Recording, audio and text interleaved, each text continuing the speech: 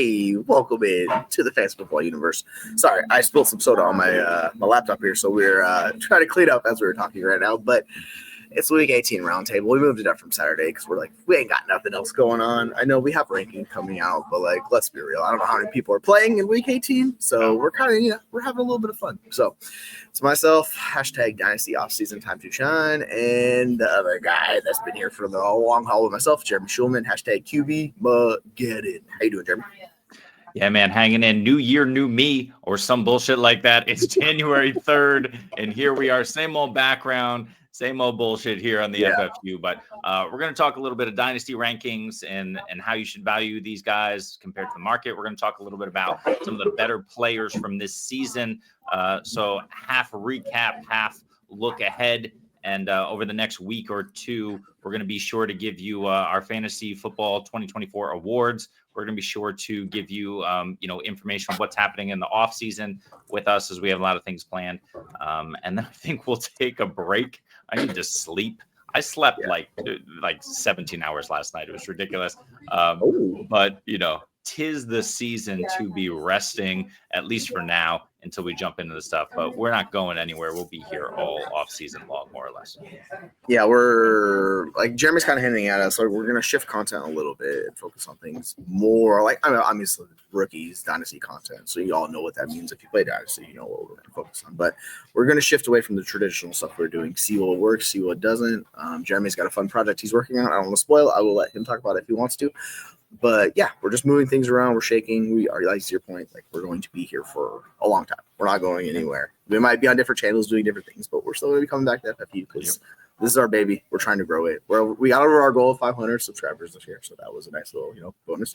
Now we're hoping to hit 1,000. So we're hoping to hit 1,000 by the start of next season. We will see how that goes. Will we get there? I hope so. Will it happen? I have no idea, right? So we'll see. Hey, we'll see. Why not? At least we're having fun, right? Yeah, we're like two crazy guys, just fun loving, freewheeling, all that fun stuff. So, shall we do you want to start out with Dynasty, or what do you want to do? The FFU, kind of talk about the awards. Where are you leading? And we can go from there. Yeah, why don't we get a little bit into, I guess we should probably do the past instead of handling the ghosts of 2025 future. So we should talk a little bit about these awards. We have our big award show coming up next week. We wanted to wait until the season officially ended, even though the fantasy season's over for most of us. But we're not going to spoil any of those. But we have a few players who kind of narrowly missed the cut for some of our awards who we want to discuss. And I think, Jesse, there's real discussion that needs to be had about fantasy MVP. I know you see the names that we all have listed there. Aside from those names, who do you have as almost fantasy MVP for you? Well, so the way I'll kind of give you guys a little bit of hint. The way I broke it down is by the guy who had the most valuable over his other players' in his position. So if anybody pays attention to the war, they know what my answer is going to be, but I'm not going to say that because I'm going to add a little bit of context to it. But for me, it's like the quarterbacks, because there were some really good quarterbacks. For me, like the Baker Mayfields, the Jared Goffs, they fall a little short, but they were in the discussion because of where you got them and how valuable they were to your teams, right? So that kind of thing, obviously. And then there's the talented rookies, like we get into the Brian Thomas, the Jaden Daniels, those guys of the world too. So those guys were really close, but it's they just didn't get all the way there. And then he gets into the Brock Bowers of the world, almost made it. But they might be in other categories, but not in MVP, because there could only be one, right? It's Highlanders, there could only be one. So that's what we're going for. So I liked a lot of those guys, and it was hard to narrow it down because when you think of this fantasy season, I think the guy that stands out the most is Saquon Barkley for a lot of people. Sure. When he's the guy that we talked about it. We're you should probably not draft him in the first round. That's probably a bad idea. Yeah. We're a bunch of idiots. Maybe don't listen to us on one, right? yeah, exactly. So it's interesting, but just based on how the other positions did, because you got Derrick Henry, you have a lot of good players in that position. So that's not necessarily where it went, but for me, those guys all kind of stood out. So there was probably, I would say, about 10 guys I took seriously for that, and I was going back and forth, and really, when I reflect back on the season, who stands out the most is the way I look at MVP. How about for you? Who's the kind of guys you're thinking about that almost made the cut? I will give away that I did pick a quarterback, but because I play in a lot of super flex leagues, Quarterback tends to be most important. It's at least half of the first round, and in startup drafts, it's guys who command the most amount of capital. Trade. And I did pick the guy I wanted to pick, Jesse, and the guy I wanted to pick is, Samuel Darnold. Sam Darnold, because he was free, I just grabbed him off of waiver wire in about a third of my leagues, headed into, maybe June, July time. Just in the offseason, just grab him. He's out there. See what happens. Of course, we didn't expect J.J. McCarthy to go down with injury. There was always the potential that Sam Darnold was going to win this job. Because of injury, he did end up getting the job, but he may never let go of this job in Minnesota. If nothing else, he had an amazing season. I'll pull up the numbers on him in a second in terms of what he was able to do from a fantasy perspective. But Sam Darnold has earned himself a contract with an NFL team as the starter. We don't know which team that will be. If it's Minnesota, I am holding on to him for dear life as like a Brock Purdy-esque player because of Kevin O'Connell, the coach, who should be the coach of the year, I think, in my estimation, with what he's done with that Minnesota team. And then, of course, if he goes somewhere else and commands a big payday, I'm going to sell the crap out of Sam Darnold and get myself a first plus because of whatever hype it is that he's going into with one of the biggest quarterback contracts. I don't think he's going to go, top 6 contract wise, but because of the way that these contracts keep rising year over year, it's going to be close to top 10 money. And it won't be after that, right? It's going to be a steal in a few years. Do I think Sam Darnold's going to be a great NFL quarterback? I don't know, but I'm willing to take the chance on him in Minnesota. I am willing to sell the crap out of him if he goes anywhere else. But Sam Darnold on the season, that's season ADP. I'm just looking at his stats. This is in 4-point passing touchdown. He was the QB 8 on the season. 35 passing touchdowns, 4,153 yards, added 200 rushing yards and a score on the ground. He was dominant for your fantasy purposes, and Sam Darnold was damn near a league winner for you if you had him as a QB2. And I really wanted him to be my MVP, but I just couldn't do it. Yeah, like it's if you get into like the value perspective, like where you drafted certain guys, that's going to bring guys like Darnold. It's going to bring Bucky Irving. It's going to bring these other guys into the discussion, right?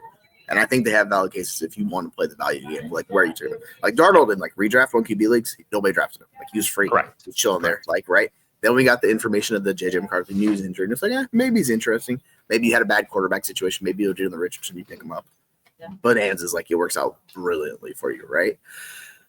Like my whole thought process is on him is his dynasty market's going to shift heavily one way or the other. Yeah. And I know we've talked about like maybe Minnesota does sign him and then they trade freaking J.J. McCarthy, right? Like that's entirely possible because that offsets the loss of you signing Darnold instead of letting him go. You get the comp picks and all these fun things. Like you can get all this fun stuff with it, right? But to your point that everything's perfect in Minnesota, I don't think you can find anything close to the outside of Minnesota because there's no other place that matches that, right? So if he goes, and you know how I feel about Darnold, I think there's still a lot of like risk. And they've done an incredible job of hiding all of his like flaws as a quarterback, but he's also played really well. I'm not going to be like, oh, he's bad. No, he's played really well in the situation. Situation's excellent. You put 2 things together. This is how you get a top 8 quarterback in fantasy, right? That's how you do it. So yeah, I think he's right there along with it. It's just I think with like quarterback particularly, there was a lot of really good quarterbacks. So it's really hard for me even to pick any quarterback. So newsflash, I didn't pick quarterback from an MVP. I'm just not going to say who I picked. I think you can make the case of a lot of those guys because there's a very like it's top 6, maybe like if you want to throw Darnold there, you can say like top 8 quarterbacks, right? All fantastic. If you had those guys, a few of them where you drafted like Mayfield or Goff, like we talked about, or Darnold, it's all kind of similar. Those 3 guys are very similar in what they did for you, how they performed, all of these things. And then you get into the Josh Allen, the Lamar Jackson, the Jalen Daniels, and that basically rounds it out. I might be missing somebody. Jalen Hurts, of course. Of course, the guy that gets like a million touchdown rushes here. But yeah, like the quarterback position is it was really strong at the top. It fell off a cliff. I mean, we have the other guy I was missing is the guy that probably people are going to make the case for comeback player of the year, Joe Burrow. I think he'll probably end up winning that, that title or whatever it is in the NFL. But yeah, if you had any of those quarterbacks, you're set. Once you got outside of there, is like you were living rough. So I think you could make the case if you want to do a quarterback. I just think it's another position for MVP for myself at least. Yeah. For I guess we can kind of get into a few of these other ones. Because there were so many good, I guess we'll talk about single game performance or worst single game performance, which one you want to do. For me and how I kind of did that is just went through who's the guys that had the monster performances. The worst one, actually, what I went about picking is the worst performance I picked based on playoffs. Like I included playoffs in that because I was like, they're so impactful. With a few of these guys, so that kind of gives you, and we're looking at each other's answers right now, so we can tell you, you're right, exactly right. So, a few of these guys, and I'll say it's a co-award for me, and I'll just say it was between James Conner and Terry McLaurin. I'm not gonna tell you who I picked. I will have an answer for it, but they bombed in the playoffs for you, and were a disaster. So, when I was looking at that, just like the fact they were so heavily started, they were both of them 60% started in leagues. Everybody was playing them that had them. You threw them in your roster, they just kill teams across the board. Unless you had a bye week, and if you had a bye week, congrats, you did. But the majority of people that had them probably didn't have a bye week, so it's like, all right, we're gonna take your season, go from there. For you, for kind of like best single game performance or worst single game performance, what was kind of the differentiating factor for you on those? Well, like you said, it definitely has to do, and I got to find this guy is so far down. It definitely has to do with your performance in the playoffs. This is when you needed these guys most. It's one thing to get you there. And there's a lot to be said for that. But for example, if you had Jonathan Taylor, then you and you made the playoffs, you had a high probability of winning your league. Jonathan Taylor is not my pick, so we're not going to talk about that. But in terms of guys who I wanted to put worst performance, but I didn't, Joe Mixon in the playoffs was RB 32, 33, and 35 in weeks 15, 16, 17. Miami, KC, and Baltimore, so difficult matchups. But we know he was dealing with injury there, but he was coming off of a bye. You thought that he was going to be ready to go, and that Houston team absolutely just cannibalized itself and became a shell of whatever it was. And they're still, going to make the playoffs, or already in the playoffs pretty much. It's just a disaster there in Houston with what's going on. He's actually salvaged his week 15 performance by going 5 for 33 through the air. So bad. And still only finished as RB 32. So I'm looking at the numbers now, 12, 14, and 9 carries.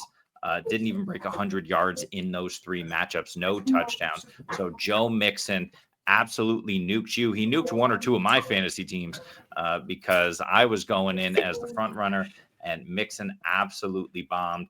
If I can do some quick math here, 4, 5, 6, 7, it was 8, rough. 11 touchdowns on the ground and no touchdowns in the fantasy postseason. Yeah, that's the whole CJ Stroud aspect where he's up for discussion of biggest bust of the year, where he was drafted, because where people took him, and we talked about this, people had him as QB1 in dynasty going into the year. And then he was top 7 pick, top 8 pick, top quarterbacks, right? He was just a disaster. And that offense, outside of Nico Collins and Joe Mixon, were the 2 staples. Nico was fine in the playoffs. Joe Mixon Joe Nixon was like, "Hey, take Dell's out. I'm going with him." So he left with him. So it was a nightmare in Houston. It did not go well. Now they could turn around the playoffs. It could get better. People could love, CJ Stroud and all that. I think, given his dynasty price, still top 7 quarterback. I have concerns about that price. I'm still probably selling at that price, so I would move him down a little bit. But yeah, since we're in dynasty mode, it's good to talk about those things. But yeah, that whole Houston situation, how good and excited we were about it, did not live up anywhere near that, right? Because they have Steph Diggs, he goes out, Tank Dell's dealing with injury, he finally comes on, looks good, and then just gets his leg blown out, obliterated, and you're just like, and they just continued to run it through Joe Mixon, even though it wasn't super efficient. It was great for fantasy, but not good for NFL play. So yeah, we'll see what happens. I'm assuming Slowick probably goes. They change it up, and we'll see what happens next year. So yeah, I don't know how to value the Houston situation. It's interesting. If we can get a dip on it, I'll have some interest in Stroud, but I just think people are going to hold on to that rookie season. They're just going to keep propping him up. So Stroud's definitely in the discussion for biggest bust across fantasy this year, if you ask me. Yeah, there's 2 interesting things there. I don't know if this is necessarily a Bobby Slowick problem, but he certainly should have tried to do a little bit more to figure it out and address it, other than give Joe Mixon a ridiculous amount of carries. The biggest issue on this team was the offensive line. I know they dealt with some injury, but certainly that offensive line wasn't good enough to start the season. They really need to invest in that in the off season. But the problem is now, with Diggs aging and injured, Tank Dell probably not playing at all in 2025. They need weapons, right? Joe Mixon, older, so and really tailed off. So they all of a sudden need everything on offense and outside of wide receiver one and quarterback. So it's really not the ideal situation for them headed into the offseason. But if they can do something like get a high profile free agent, either at running back or wide receiver or both, and get something in the draft and then try to fortify that offensive line, they have a chance. But damn, it's really, Houston's down bad right now. Yeah, you're seeing, like, if you just look at like pressure, like under 2.5 seconds throwing, like Burrow and Stroud were on a ton of pressure. Just Burrow was elevating what they were doing offensively. Stroud just wasn't able to do that. Now it's the second year. A lot of times we get these quarterbacks and, year two regressions. It happens. He's still a good NFL quarterback. I wouldn't say he's bad. It's just we want to see him progress and be that franchise level elite potential MVP quarterback, because the AFC is stacked with quarterbacks. Like that's the thing. Like you look across that position, and it's just like, how are you going to separate yourself? Now their division sucks. That's the one good thing he has going for him. It's like Richardson's not living up to it. Trevor Lawrence, another disappointing asset right there. That just hold that division. It's like it's Stroud's for the taking if they take it. I don't know if they're going to, but it's sure set up nicely for them. So hopefully they figure out, they revamp the offensive line. They move away from these 1st and 10 runs that they do all the time. Mix it up, please, for the love of God. And move there. We could be looking next time and being like, wow, Stroud was a good value, and it's entirely possible. So I'm curious to see how that all shifts out for them. Yeah, totally agree. I have a question for you. We'll get into all these different positions later, but I think the tight end position continues to be an enigma. So we should talk about that for a second. Yes. It solidified itself a little bit at the top, so we know who we're not kind of naming. But in terms of some of the best tight ends of the season, I was surprised not to see your guy, our guy, eventually Trey McBride on our list. It's probably just because he only had one receiving touchdown on the year, but a massive, massive season for Trey McBride, and he deserves at least some recognition now for what he was able to do during the season. Yeah, he was my dynasty tight end one coming into the year. I mean, he did everything you could ask for. It's just, for some reason, they get down to the goal line in the red zone. They're like, nah, we're not using Trey McBride here. We're using him everywhere else. Yeah, it's like, dude, James Conner, give this guy some target. He finally got a touchdown. I know Kyler Murray was calling for, like, we're going to get this guy a touchdown. It's like, good. It only took you a whole season to get him a touchdown. What's interesting is Bowers only had 4 touchdowns this year as well, too. It's that division. Like, neither one of those guys had a lot of touchdowns, so you could expect some positive regression from both of those guys moving forward. What it gives us is, like, it gives us these 2 really good young tight ends in good situations. It's going to progress. So, like, you have that at least bolstered the position. There's Liz Kelsey. Who knows what's happening with David Njoku? As much as I like him, there's a ton of risk with that. Or with Jonnu Smith, is that a 1-year blip, or do we get next year coming back with Jonnu Smith? Because we don't know what's going on with Tua. He wants to play, but they're not playing him. They're like, no, we're not going to play Tua. So you have all of these, like, tight ends and something. And George Kittle's aging out, even though George Kittle just had the tight end one season. He's a monster. It's all good. So I think tight end to your position is just inherently, like, risky outside those few guys. Because Sam Laporta, a lot of people's tight end one. We said we said he was not worth the price. Like, I will say that, but he didn't significantly.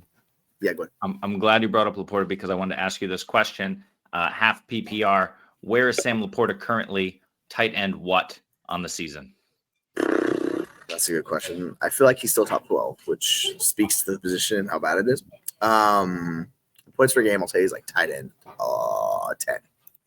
I don't know points per game. I have overall season. Do you want to take another guess? Sure. Tight end 8. Really good guess. We say that you don't really want tight ends after tight end 6. Sam Laporta is the tight end 7 on the season.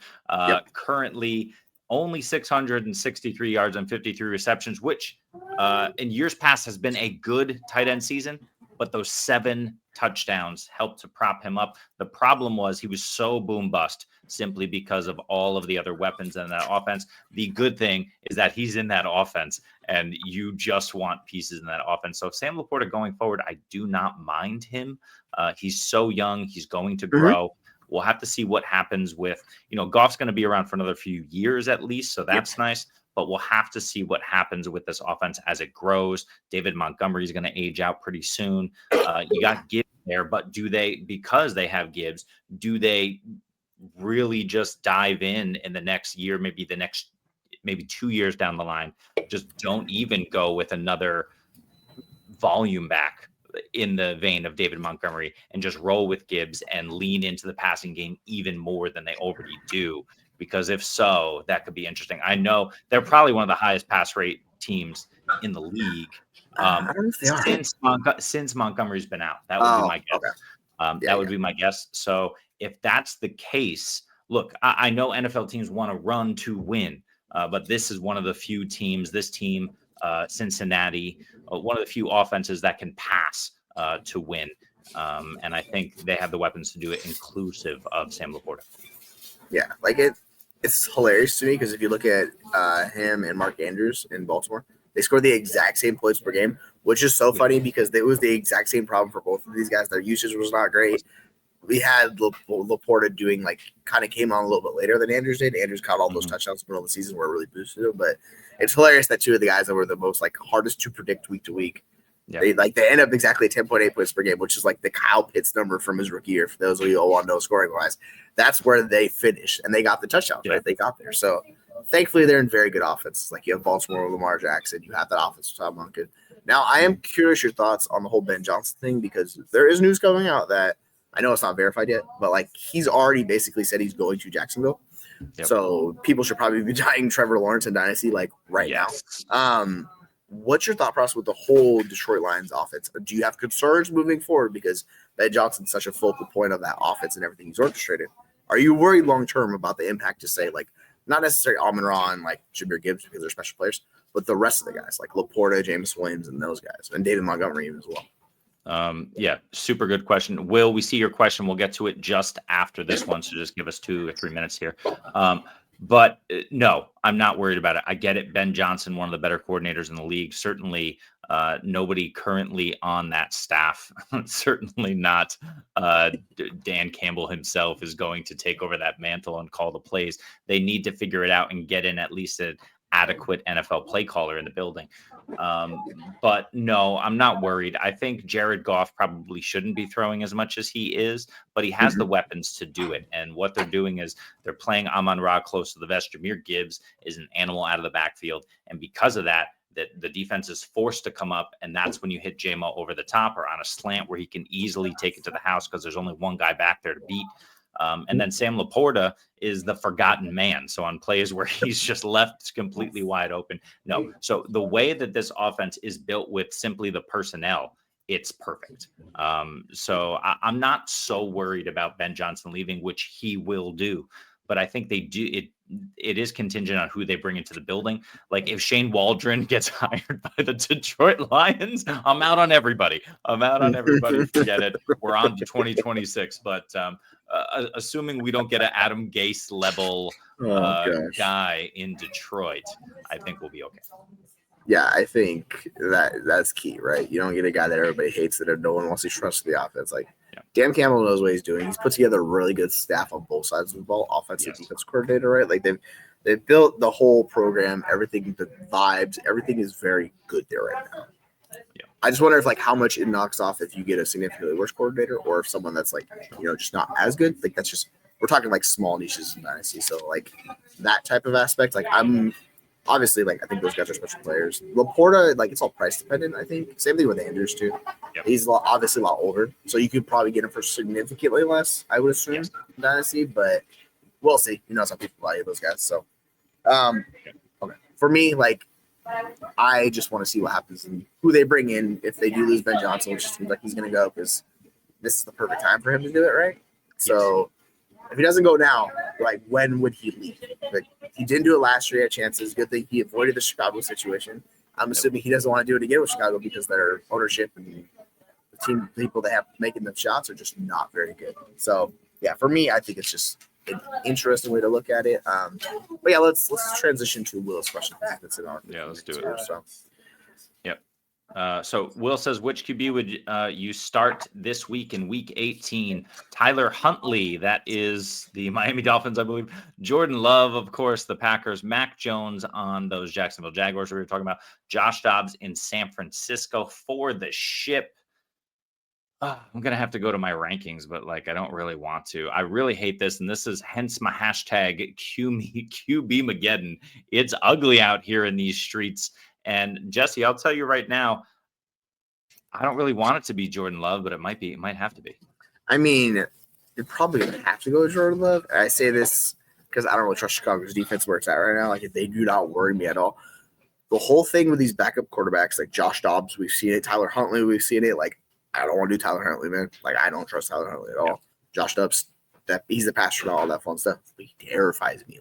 Do you really want your ship on the line with one of those guys you're starting? Now, you can talk yourself into Mac Jones. You could do it. Yes. But, it's not – it's Indianapolis. It's kind of a whatever matchup. Brian Thomas Jr., if he plays, which I think he's playing, he's going to go off. He'll get his. I don't know about the rest of that team. So, I think I'm going to go Jordan Love unless we get information coming out that a few of these guys are going to sit, which I don't think they are because they're they can kind of tinker with their seating a little bit in the playoffs. So they're probably just going to play all their guys. So, yeah, I'm defaulting to Jordan Love here. I guess if we don't do Jordan Love, is there anybody you prefer on that group of three besides Jordan Love? Well, I have Mac Jones one spot ahead of Jordan Love this week, and it's simply because of the matchup. Chicago has been absolutely crushing it. I get there's nothing to play for, but really their defense has looked a lot better over the last couple of weeks. The secondary is finally healthy, or as healthy as it's going to be, and they're really picking it back up. But that Indy defense is also picking things back up. I'm really just banking here on the fact that Mac Jones has something to play for, and he's looking to be considered a viable NFL QB. We don't know where he's going to be next season. Chances are he's going to stay in Jacksonville. I assume he's locked up for at least another year. And so staying in Jacksonville, we know he's behind Trevor Lawrence. It's probably the best spot for him long term if they do in fact get Ben Johnson. But what at least Mac Jones wants to show people is that he can continue to have sustained success like he's had over the last couple of games. It hasn't been fantastic looking, but I will say that Jacksonville has looked decent. A lot of that is because of Brian Thomas Jr., who is the wide receiver 4 in fantasy football.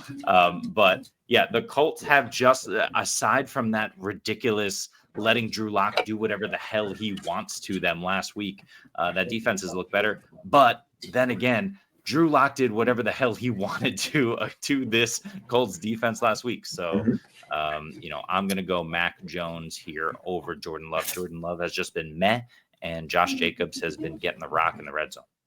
Yeah, I think I'm not going to fight it just because Mac Jones has been good for fantasy production since he's been playing. Obviously, they get in these situations where they're like, hey, guess what? Just air it out because we got nothing else to play for, right? Let Brian Thomas go for his record. They get some Travis Etienne in the passing game. It's fine. It's just they need to figure out the rest of those skill position players. I will just say that because it's really that's the guy I was going to talk about, Bryce Young. Bryce Young's played really well. Now he was under a ton of pressure, an insane amount of pressure last week against the Buccaneers. I don't think it's going to be that much pressure this week against Atlanta. Now, I know we've talked about this with Atlanta. They've kind of gotten better as the season is going on. But, Bryce Young is the type of quarterback who I dare say can carry an offense. That's kind of where I'm at with Bryce Young. I'm very solidified in him being a franchise quarterback, what I've seen from him this year. Yes. Even last week, he played really well. He did so much with so little.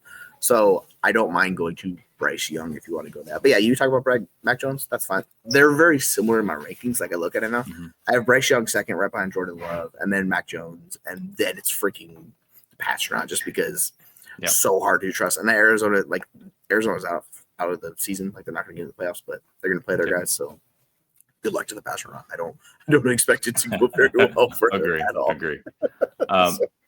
I will say that I have Bryce Young ranked the highest of all of these quarterbacks. He is my QB 12.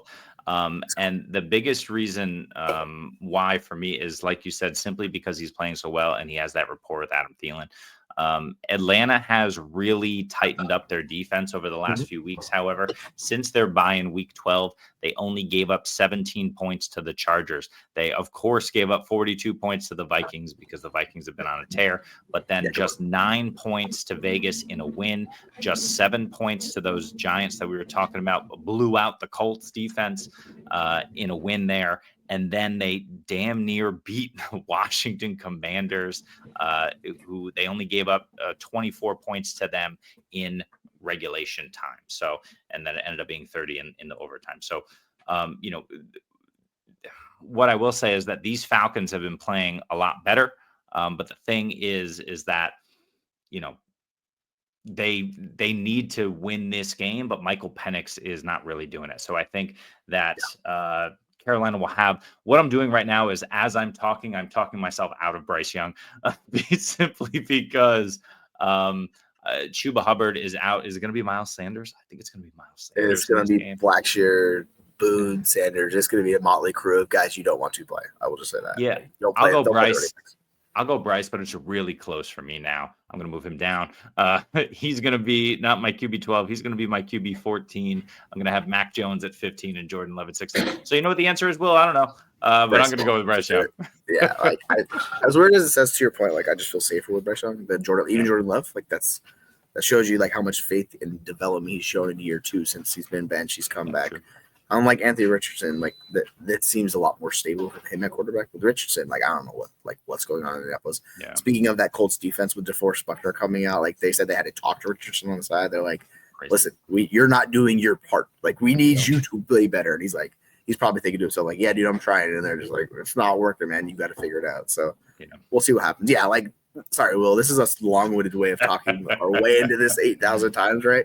I'll say Bryce Young. I feel better about him. So, after talking you through, it's good. So, if you want to go Bryce Young. If you want any of those guys, though, if news comes out and it changes, you want to go that way, go that way. It's I don't think any of these guys are winning you the week. I'll just say that. Yeah, totally agree with you.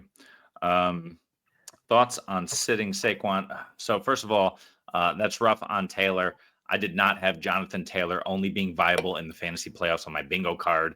But goddamn, the RB1 in the fantasy playoffs, totally ridiculous. It should have been Saquon. Saquon's also been pretty good for you. Not in that first round of the playoffs, but in the next 2 for sure. The question here is, what do we think, Jesse, about the Eagles sitting Saquon this week? And spoiler alert, I think it sucks. It's weird how people have such issue with this. It's I have a big issue. My whole thought process is it really worth chasing the record if you could say because their season is pretty much locked up. They're not there's no competition for them. Obviously they could still get the 1 seed if it magically happens that way, but it's going to be very tough for them to do it. So I get why they're resting Saquon. They have no real reason to play him. The whole thing is what happens if he gets injured? People are going to lose their goddamn minds. True. They will be out in Philadelphia with pitchforks, and they will be chanting for freaking Sirianni's head on a pike. They're gonna be if this is Madden, I'm 100% playing Saquon. I'm gonna play that man. Let him play. Saquon said he wants to play too. That's the thing on top of it. But Sirianni's dude, we don't need you to play. We're trying to get a Super Bowl here. The best thing is to keep you healthy. We don't want you to tweak your hamstring. Then in 2 weeks from now, you're limping. You're not the player you are, because it's a massive drop off from the number 2. Will Shipley, Kenneth Gainwell, any one of those guys back there, they're nowhere close to Saquon. Saquon's raised the floor of this offense. Now they've leaned into it a little bit too much with Saquon because he was pushing over 400 touches. And I'm bro, we don't got to do all these goddamn touches. Let's take it easy. But in the playoffs, they're going to run Saquon through the ground. So give him a week and then let them see how week 1 goes in the playoffs. You get him there. So I don't mind it. I understand. If I was a Philly fan, of course I don't want him to play. I don't want him to set the record because say you guys don't win the Super Bowl, you'll have the record season, right? But if you step back and look at it, I'm fine with them benching him.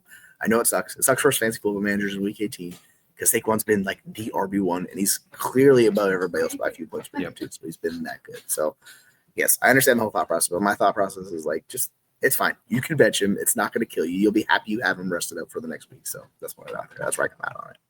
Yeah, and I totally get it from the coaching staff. But what about the way it's lined up, Jesse, for Saquon Barkley? Saquon Barkley has put his ass on the line for this team.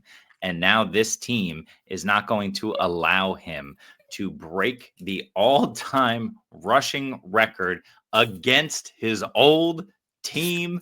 Are they in New York, Jesse? No, they're in Philly. But, it's still, he wants it on some level. And if they said, Saquon, it's up to you, that would not be an easy decision for him to make. So I've heard it both ways. I've heard, he really wants to do this against his team. I've heard earlier in the season, he doesn't really care about records and accolades. And I get that too. But it's a fun thing for the league. It's a fun thing for the player. And if a player's going to get hurt, a player's going to get hurt, right? What's to say that the Giants are going to take him out versus whoever they play in the first round of the playoffs? So I get it. You want him healthy for the playoffs, but I mean, the Eagles have already been overusing him. Jesse, if you had to guess how many rushing attempts Saquon Barkley has on the season through 17 games, what would be your guess? I think he's already set a career high in rushing attempts, like by a good amount. Probably. I don't know what the total is. I don't know what the total is, but I know he cleared 300 a couple of weeks ago. So, like, he did. I would say he's at least 330, if not 340, 350 in that range. Yep. 345 rushing attempts.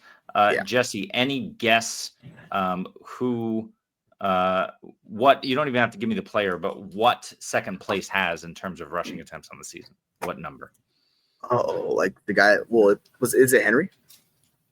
Henry's 3, actually. Is it Jacobs that's 2 then? It's neither. Jacobs is 4. What? Who's 2?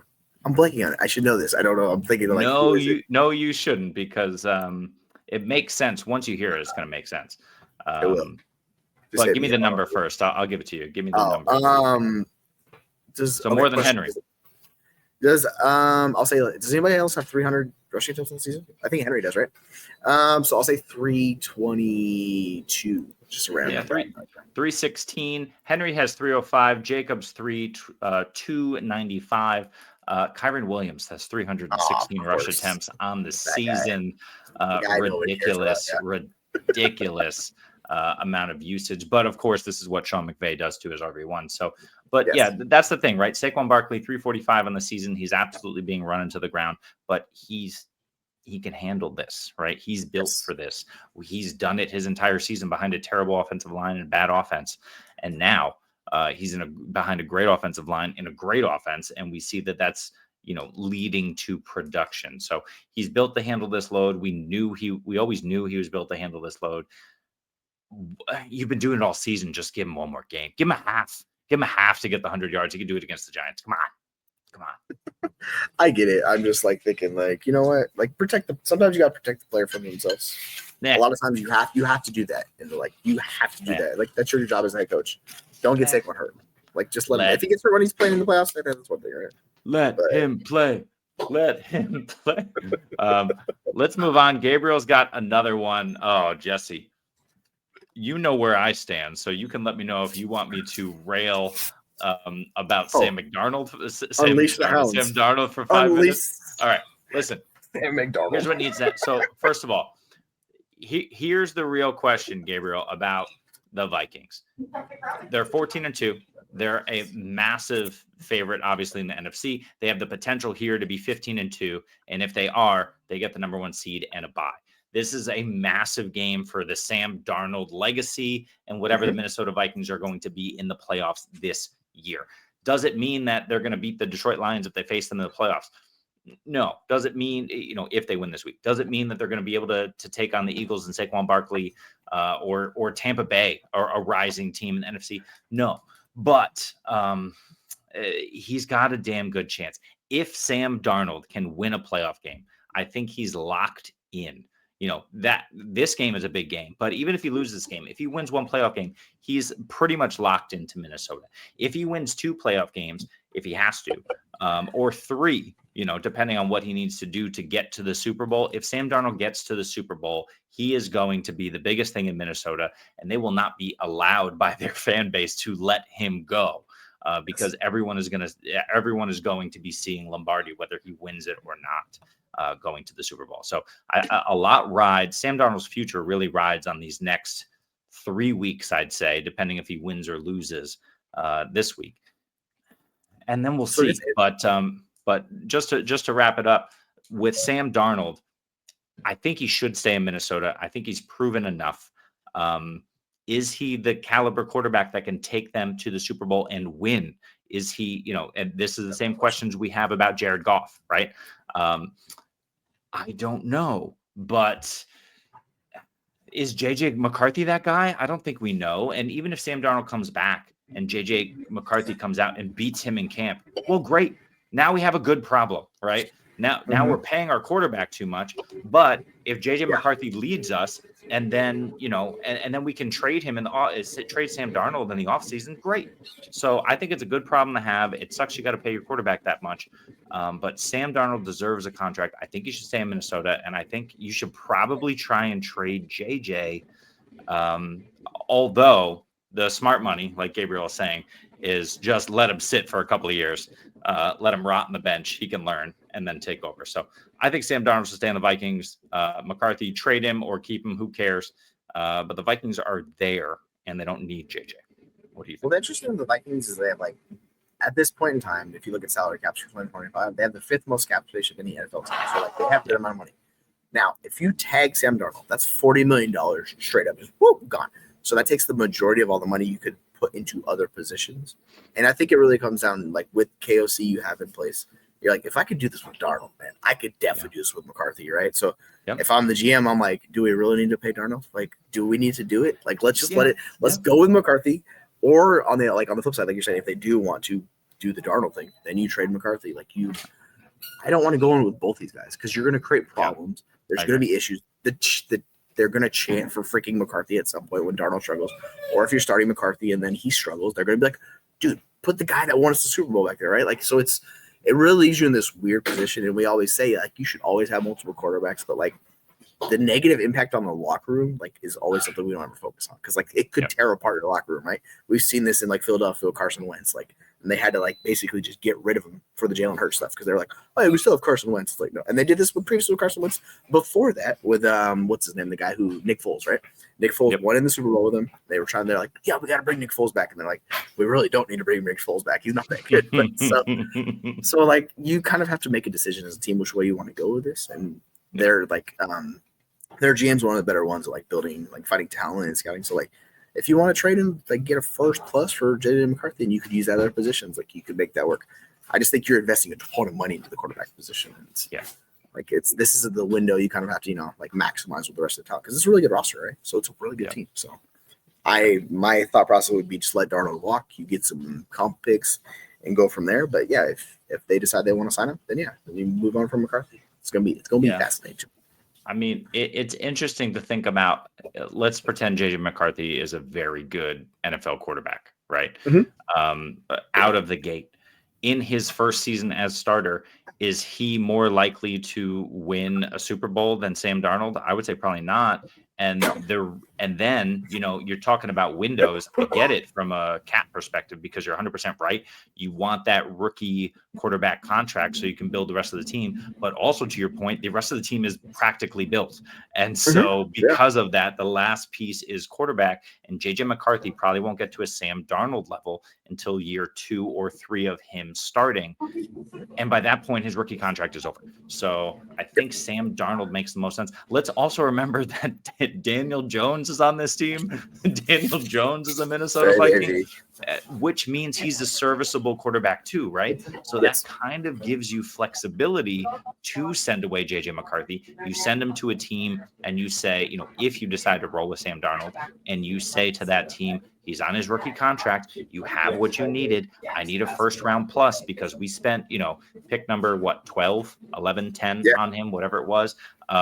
And he's going to be your long-term future. This kid is good. We just ran into the Sam Darnold. This is like the most positive outcome of whatever the Brock Purdy, Trey Lance situation was a couple of years ago, where, like, both quarterbacks could actually be good. So I think their best play is to roll with Darnold because of the window that exists.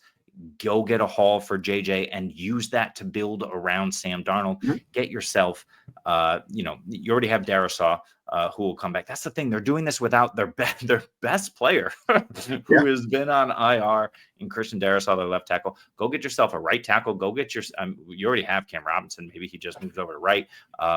Go get yourself a guard or a center. Because you don't need any other weapons. Go get yourself a legitimate running back in this draft, and you don't need to use a first round pick on him. And go get yourself a lockdown corner. There's very few holes on this team. that exist, and I think they can fill them better by Sam Darnold, Game Manager Plus, and then JJ just moving on to another team. Well, yeah, like this gets in the Brian Flores thing where like a lot of people didn't like that defense. Like they moved on from Daniel Hunter, they brought in some guys. One of the guys I'm like, I think it's been a massive hit for them in the line. But like the fact that Brian Flores, if he moves on, right, like you don't have this guy that's orchestrating one of the best defenses in the NFL. That's a constant change. So they more than likely need to bring back Brian Flores. Put out the rumors of like, you see what he did to Tua in Miami? The guy's not a head coach. You can't have him be a head coach. Yeah. And then he stays as your DC for a few years. kind of what Reed's done with Spagnuolo in Kansas City. Like they've kept him there for years, which has had that defense playing at a very high level for the past like 5 years, pretty much. If you can keep Flores in town, then you have KLC doing the offense and all that stuff. Like you have that connective tissue another year or two to prolong this defense, because we see how defenses shuffle and change each year, right? So the high-minded, which Flores clearly is, like he knows what the heck he's doing defensively, no matter what you want to say of this person. He's got the thing locked down. So yeah, it's just, I mean, we can talk about this forever. Like we can go back and forth. Be like, you know what, you got to make this. So I think depending on where they go with this, it's going to give us an idea of how they go about it, and then we'll see from there. But I don't think and also we have to know about J.J. McCarthy's injury. He went back in for surgery a second time. Like he had to get that cleared up. So maybe that's the other thing. If they're worried about it, then you just sign it off. Like you just make it real easy. If you don't think J.J. McCarthy's gonna be ready next year, you sign Darnold and you just go on from there. And then when J.J. McCarthy's ready and you want to give him the range, you can wait another year. Like it's just, you don't have to force it if you're worried. Like they have good ways of a lot of outs. I guess I would phrase it this way. Yeah, totally agree with you. We have been talking about it forever. So let's move on to defenses. Jesse, I have my Eagles, or I have the Eagles, not my Eagles, as my number 4 overall defense this week. I have the Ravens against Bailey Zappi, most likely in Cleveland. Yep. They're my number 1. Tampa against Spencer Rattler, just confirmed. They're my number 2.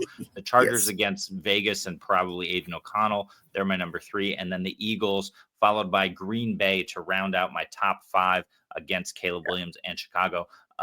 Do you stream the Eagles defense, and is there another defense that you like this week?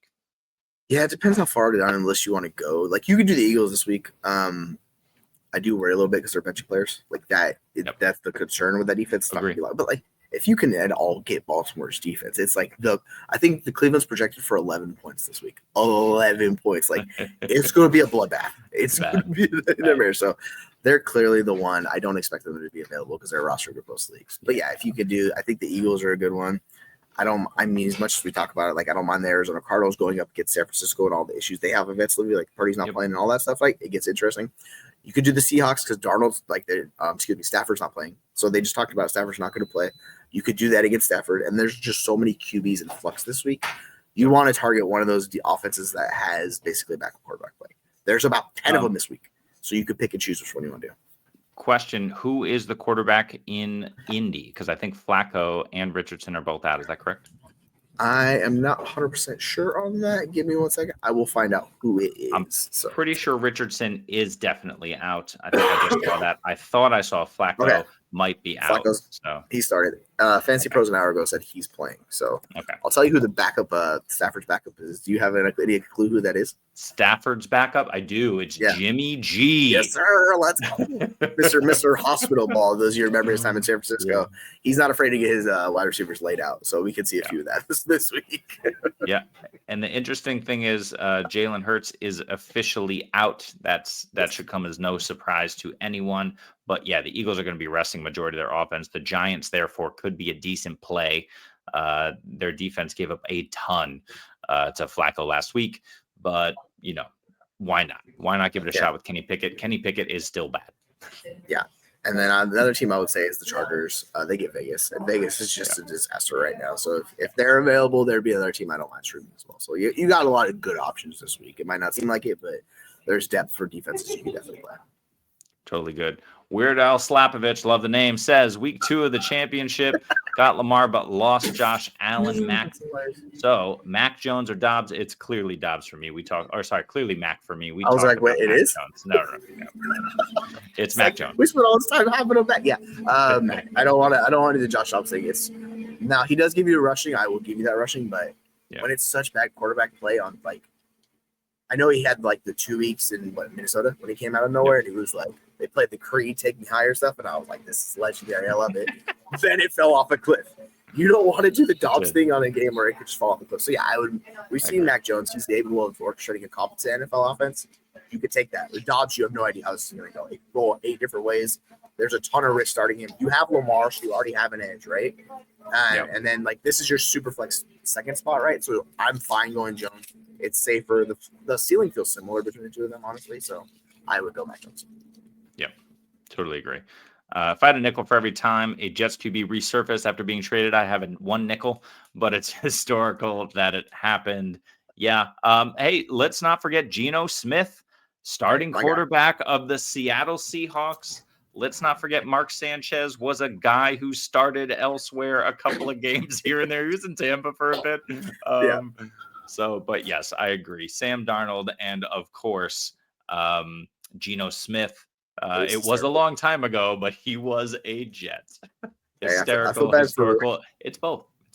It's hilariously accurate is what it is. Yeah. There's a picture a couple years ago of Baker Mayfield and Sam Darnold in Carolina Panthers uniform, and these guys are like top 5 in the NFL passing yards. It's just like this was like 2 or 3 years ago. It wasn't even that long ago. They both were just backups on that team. And it's like, oh, look how it turned out. Carolina's just giving everybody franchise quarterback. So, if they move on from a backup quarterback, you might as well pick one up from Carolina, see if it works out. Because at this point, you can't go wrong. I mean, unbelievable that the Aaron Rodgers experiment didn't work. And I say that honestly now. I am shocked because this team was in place with its coaching staff intact at the beginning of the season to do great things. And one thing led to another. Aaron Rodgers just meddles too much, I think. And yeah, he's unhappy. He's unhappy, but he's blaming everyone except himself. So I'm shocked. That's a recipe for disaster. And the Jets have no one to blame but themselves. I saw someone was like trying to do a poll of who's the better all-time quarterback, and it was like Rodgers versus Favre, and I was like, all right, we've gone too far. Stop this. Brett Favre leads the NFL in career interceptions. Doesn't know how to read a defense half the time. I was like, stop. Aaron Rodgers was better than Brett Favre. Okay, can we move on past it? Doesn't mean nobody like I don't like Aaron Rodgers. He's he's whatever, but like quarterback-wise, at his peak, he was phenomenal. It's just the time has come. Wave the white flag. Go off to the sunset. Go off to do your ayahuasca, wherever you're going. Just go in the darkness or retreat and just go. Don't come back, Rodgers. We don't need you playing quarterback anymore. Although, wouldn't it be hilarious, Jesse, if like everyone seems to be manifesting, if Aaron Rodgers went the Brett Favre route and went to Minnesota, which would be the dumbest move for Minnesota, by the way, of all of their options, and tried to win a championship with them. Minnesota, do not do this. Don't do it. Terrible idea. You just do Darnold. You don't need to do this. Is like Darnold, but you get all these crazy demands on top of it. It's like, hey, guess what? I'm a worse quarterback. Also, I need you to give me this guy. You need to fly this person out. I need a masseuse this time. I need this. Like, all right, man, just like let me control the offense too. I'm like, yeah, how's that working for you? Let's go well. I mean, it sucks for my guy Roger or Aaron Devontae Adams. I'm gonna be sad when he's not gonna catch passes for Rodgers, but it is what it is. Yeah. We'll see if he stays. I mean, there's been reports of Adams being let go as well. I don't know if they're going to trade him, what the hell they're going to do with him. His contract's brutal. But we'll see. Yeah, that's a conversation for another time. We'll see. But let's do this, and let's see if I can quickly get everything looking nice. Since we have about 5 minutes or so left, let's talk about, do we have it? Yes, almost. Let's talk a little bit about some of these rankings here. And these are dynasty wide receiver rankings brought up by Keep Trade Cut. So this is just one resource. You see Jamar Chase is at the top. No surprise there. Malik Neighbors, Jesse. Malik Neighbors, wide receiver 3. Holy crap. I'm just going to trade out of Brian Thomas Jr. Give me a plus. We'll call it a day, folks. Like, I don't know why there's a gap between this. Also, why is Malik Neighbors ahead of Puka Nacua? Puka Nacua is having the freaking monster season. And like, oh, guess what? He's just not sexy. I'm like, I don't care. Puka Nacua is going to outproduce Malik Neighbors next year. Stop doing this with Puka, man. Like, y'all are crazy. Yeah, but we were having a debate here. So this is, let's start with, we'll leave Brian Thomas Jr. here. But from after wide receiver 6, who I think we agree, Jesse. Maybe Jesse doesn't agree because maybe Brian Thomas is above Neighbors. We'll see. But I pretty much agree with the top 6, not necessarily in that order. But let's go from wide receiver 7 here. Let's assume Brian Thomas is here. You also see where those first round picks fall in as well. And you can see all the way to the bottom to T. Higgins. How are you feeling about this group of wide receivers, and what are you thinking about, for example, AJ Brown being going to be 28 years old when we get into the season next year? Drake London, who did not have the season that we were expecting. Garrett Wilson obviously didn't have the season we were expecting, but then Lad McConkey, Brian Thomas Jr. going nuts. T. Higgins going absolutely nuts and deserving of a wide receiver one contract somewhere. What are you thinking here about these wide receivers in terms of their dynasty value and where it's probably all going to shake out this offseason? Yeah, because like you have JSN, who was your guy clearly before. He outscored both Garrett Wilson and Drake London. Like he had that monster season. Lad McConkey, 15 points a game. He's right there with Drake London. Like when you get into this, the guys that year one show you what they did, and I know people will talk about that offense or whatever, but like when these guys that show out in year one, like they did, you should put them above because that gives you a super high floor, and that means the ceiling is even higher. And Fantasy Points, who I'll keep hyping them up, they just put out a tweet of like top yards per hour run outside. Lad McConkey's third in the NFL outside, not inside of the slot, outside. He's focused. So what happens when the offense kicks it up and they improve the targets? He can get up to 150 targets next year. Like he could do that. And so, yeah, your point with and the whole Marvin Harrison Jr. thing, like this is just people just holding on to what they were as a prospect. Like he was fine, but like why were we putting him over all these other guys? Like we needed to bump him down. Like T. Higgins just had a monster, almost 20 points per game season, and he's below Rashee Rice. Don't know why that is.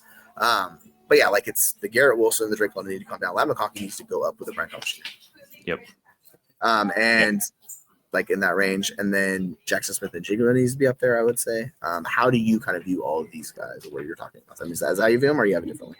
Yeah, I think BTJ and Nico are right where they should be. I would probably, I don't know if I would flip flop Nico ahead of BTJ, but they're both right there. You can't argue them. I think Neighbors is probably right there too as wide receiver 6. He's a little high for me. But then JSN at 9 feels a little heavy. I love JSN. As we discussed, he's been a biggest buy in the offseason.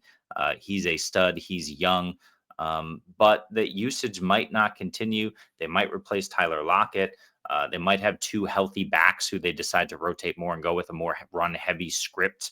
And that defense has to get better in the offseason. So I don't love him at wide receiver 9, really, because even though he's operating as the wide receiver 1, there's no guarantee that week to week he's going to be the wide receiver 1 on this team because DK was operating as that earlier in the season. I get things change. I get you decide that, and you might have more insight into this as a Hawks fan than I do, but I get you decide over the course of a season how players are running and who should be the focal point. And Jason absolutely took control of that. But DK was dealing with injury. JSN didn't take over until DK went out.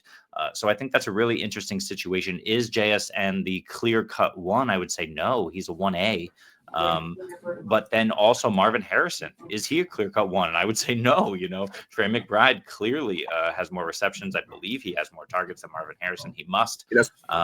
So it's really interesting the way that these 2 players are so far up boards. I would be more than happy kind of trading out of them to get to, like you said, a Lad McConkey, a Drake London. Garrett Wilson is also in a place that I don't love. I love the player. I just don't know what the hell is going to go on with this situation. So I would bump him down a few spots with AJ Brown, with some of these guys, and I'd probably bump up Lad. Drake is probably fine there. But then the rest of these guys, Jesse, do you feel comfortable bumping any of these guys up into that top tier? Chris Olave seems low to me. Devonta Smith seems low to me, even though he's a 2. How are you feeling about this group? And would you bump anyone here? There's DK, there's JMO, there's Waddle. How do you feel about this group? And would you bump any of these guys up into that, top 15 range? I mean, Addison's super safe. I will say that there's no competition for him, and that offense is going to be cooking. True. So I know people were worried about him this offseason. He's balled out. He's been really good. And I will say, if you want to shoot a ceiling shot, it's Pickens. Like, it's clearly Pickens up this group. Because Pickens has been phenomenal in his situation. Now, you might think he's going to get stuck with Russell Wilson and Arthur Smith. Maybe that happens. But what happens if they change it and gets better quarterback, or they just let Russell Wilson throw it more with Pickens? Because his EPA in that offense he's been the one person that offense single-handedly done that for them. So, yeah, I think those are the guys you take the shots on. But to your point, the Rome Odunze, like the hype for Rome Odunze is going to kick in at some point. There's going to be a push for him in dynasty. So he's just by default, because he's young and he's such a high prospect, like he's going to move above. Like I don't know why we're doing Zay Flowers is fine there. It's kind of whatever. Chris Olave, like he's kind of like what we're talking about with Roman Nunze. You just need to get better for Chris Olave because he showed you like a decent amount, but and then you get to the old guys like Metcalf, which old. He's not old, but like he's not in the young age anymore in Dynasty, so he kind of falls here unless he's an elite producer. Like you're comparing Metcalf to T. Higgins, just take the guy that's giving you the elite production of T. Higgins, right? So I think that's why T. Higgins should jump up into like the borderline range with AJ Brown. But totally like agree. The rest of the guys in this range, like Rashee Rice, we don't know when he's coming back. I think he's probably going to get pushed down the closer we get to the season until we get information on him. So I think he's going to be a buy later in the year, just be how the market's going to treat him. But like, do you really want to spend top 12 price on Garrett Wilson or Drake London? I would just rather go get Lab McConkey, enjoy that insulation he has for this year. Agreed. If he proves it, I mean, like theoretically, you should be doing everything you can to pay up for the Brian Thomas of the world, because those are the guys that give you a chance to get into the elite tier 1. Because if he has another elite season like this year, he does it again, he's going to be a tier 1 asset. So like, you always want to go after the elite of the elites. Brian Thomas is, and this is like, I guess Nico, but he's a little bit older. Like Puka and Brian Thomas are the ones that fall down of this group. So target those guys if you're going to chase the elite guys and get that. Like that's how I would go do about it. And then if you're on a contending team, just go get AJ Brown for cheaper. Yeah, and I totally agree with your point. But if you look at these guys, Amon-Ra, we talked about the issues with Ben Johnson leaving. What does that mean for Amon-Ra's target volume? Because he's the clear-cut one. Does it get more spread around? Do they change the offense significantly to where Goff is looking a little bit more downfield or looking to the tight end a little bit more? I think that's unlikely, but it certainly is possible, as opposed to Ben Johnson sticking around, which he will not do. CeeDee Lamb, do they bring in competition? Does someone like T. Higgins go to Dallas? Right. And if that's the case, then we have a similar situation. It doesn't necessarily affect T. Higgins in Cincinnati, but Dak Prescott is not Joe Burrow, never was Joe Burrow. He's developed into a good NFL quarterback, but that line hasn't been as great as a pass blocking unit as it had in the past. So that's really the concern there. And they need other weapons. So these guys can drop down a little bit. And I could see Brian Thomas jumping up. And of course, these guys are going to be damn near 26 when the season starts. Brian Thomas Jr. just going into his second season and ascending. So it's an interesting discussion for sure, and something that we're going to monitor because, as we know, as I think you guys should know, certainly wide receiver is the most, I guess, the safest asset. I'll put it that way. In unless we're talking about super flex leagues in which you have, a high-end quarterback, wide receiver, and a lot of these wide receivers up to wide receiver 20 really are pretty safe assets. A guy like Jaden Waddle was wide receiver 6 maybe 2 years ago. But even though he's fluctuated, he's only at like wide receiver 18 now, according to this market. And then, of course, Tyreek Hill retires or gets injured because he's older. Or, simply just, Jalen Waddle is healthy and is featured a little bit more. And Jonnu regresses a little bit because he's older. Jalen Waddle's there for the long term, and he could very easily be in the top 10 this point next year. So there are guys in that up to wide receiver 20 who feel safe enough. Devonta Smith is another one who these are great players who are in good situations, and they have the opportunity to jump up if their production can match their situation. Oh, 100%. And like if you really are looking for cheap production, just go target the like Jacoby Myers of the world. These guys that are consistent producers, they're not going to give you top 12 wide receiver seasons, but they're not valued anything close to that, right? So you just go down the list. I think Xavier Worthy's probably an interesting buy for the young players because he's wide receiver, what is that, 27? 27. So like, So like you get, you kind of know what you're looking for. If you want to contend, just keep going down the list. You're going to find guys at wide receiver 50 that are valuable and will outproduce a ton of these guys. Jerry Jeudy. Judy's so like I saw David Gautier and like he put out a tweet like all the wide receivers that got 1,000 yards this year were top 12. Judy's the only guy outside the top 12 that put up 1,000 yards. Insane. Now there's a whole bunch of his situation that's terrible, but he had that good season. He's wide receiver 35. So if you want a cheaper younger player, he's only 25. Like you could do that with him, right? And like we talked about with Cortland Sutton, it's all about what you want to buy. And he did it with DTR, right? He did it with that one game with DTR as well. So, like, he can do it. Maybe Bailey Zappi targets him 15 times. We'll have to see what happens. We're going to wrap the show, but first we'll get to Weird AI's question. Appreciate you. No problem. A quick running back rank for this week. Yuck, double yuck. Let's have a quick look. I'm guessing it's going to be Corum. It's got to be. Know. Is Kyron playing? No, I think he's sitting. I think he's sitting this week. So that's smart. What if he's sitting? Then you just play Corum. because the guys behind him are just atrocious. So this is when we talk about this high priority handcuff. This is why we've pounded the table for Blake Corum. At least I have in waiver wire articles. Obviously, it took till week 18 to get here, which sucks, but finally happening. Like, he's going to get 20-plus opportunities in this game. Yeah. So if you have that from running back, and I know we talked about Jimmy Garoppolo throwing hospital balls, at least he can give you some production offensively, right? So I think it's Super Dave. If Cook sits, which I think he is going to sit, Ray Davis becomes interesting, right? But there's no Josh Allen this week, so it gets risky with a ton of these guys. And Herbert, we just don't know how much he's going to get you. So I wouldn't do Herbert. I think Carter and Corum are the safer of the two options. Like, I like those guys, and I like Davis and Herbert. So if you're deciding between Carter and Corum, who would you pick, Jim? I don't have Carter ranked nearly that high.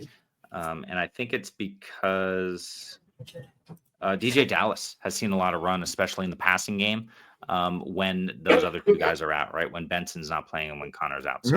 So, which is the case this week. So Michael Carter, I only have at RB 38, but I have DJ Dallas at RB 43. So these guys are super neck and neck. I expect them to split. And that's why I'm not as high on them. I will say Ray Davis, I do expect James Cook to sit. In that case, he's my RB 26, but I have Blake Corum as my RB 23. So it's going to be Corum for me. Herbert, I get it if Brown is out. Look, here's the thing. If Brown is out, that's really interesting. The problem is they're playing Pittsburgh, but we know that Cincinnati wants to ball out, right? So facing Pittsburgh on the ground with a less than ideal running back talent, I don't want to play that game. But I will have him ranked, that's Khalil Herbert, a lot higher than I want to have him ranked. That being said, I cannot play him over Corum. So I'm going to go Blake Corum here, assuming he's the only guy in the backfield. Yeah, like we saw Carter step in. He had 13 carries, two receptions down last week, like over 70 yards. He was fine. So, like, I think he's just a lot safer than we get to Davis and Herbert. So if you can't do Corum, then I would do Carter. I think that's fine. Yep. DJ Dallas, I'm just checking out what he did. Maybe it was 2 weeks ago. I'm looking at. Yeah, I think I know what you're talking about. Yeah. But last week, not great. And just one target in each of those games. But 3 weeks ago, against New England, he did pretty well. The thing is that Ray Davis is playing against New England. New England clearly wants to lose this game. Drake May is playing. So that's really interesting. If Cook sits, I will have a debate with myself between Ray Davis and Blake Corum. But like you said, there's no Josh Allen. They're probably going to rest an offensive lineman or two if they can get away with it. And certainly that defense. So I'll still go with Blake Corum. I think he's safer. Yeah, I agree. I think they can do enough with Garoppolo where Corum's going to get the work, and Seahawks defense has been kind of all over the place. So I think they'll be able to at least move down the field. If you can't get Corum, just go Carter. I think Carter's a nice fallback option for you. Yep, totally agree with you. All right, so do you want to sign us out? Let's get out of here. It's after an hour, and I am ready to go. Shocker. Home. Yeah, we always go a little bit long on the show. That's what we do. So we're not going to have any show tomorrow. I'll do a sit-start show on Sunday. So those of you that want to come join me, I don't know, Jeremy's going to join me. He might not. But yeah, well, I'll do it for the love of the game, for the love of the people. So we'll have it on there. But yeah, just make sure you guys follow us on all the social media platforms. It's at the FF Universe. So follow us on those accounts. We very much appreciate it on our goal towards 1,000 subs on YouTube. But yeah, that's going to wrap it up. And then we're going to do a bunch of content in the off season. So look forward to it. We'll be doing just a ton of live shows, a ton of recorded videos, shorts, all that fun stuff. Jeremy's your guy for shorts. He does a great job with those. So give him a follow. He's going to be working on some fun projects too for people that we'll tease a little bit. I'm not going to say it, but there's fun stuff he is cooking in the batch, I will say. We'll talk a little bit about that, not just yet, but I do want to remind everybody that next Saturday, so a week from tomorrow, we're going to be having our award show for the fantasy season. So tune into that, and that'll be on all socials as well. And we'll probably be with you certainly for a couple of rounds of the fantasy playoffs. We don't do DFS because we cannot. I'm in Amsterdam. That's a no. Jesse's over in Washington State. That's a no. And I think SC in Oregon's also no, and then Aaron in Canada. So none of us have that DFS capability. Yeah. So otherwise we would be, and personally I would be pumping a bunch of lost money probably into that platform. But we have lots of ways around that too, and we'll be getting into that in the off season and next year. 100%. So yeah, I think that's gonna wrap it up. We're gonna get out of here. So y'all have a good week. Good luck with our sits, and I'll see you on Sunday if you enjoy. So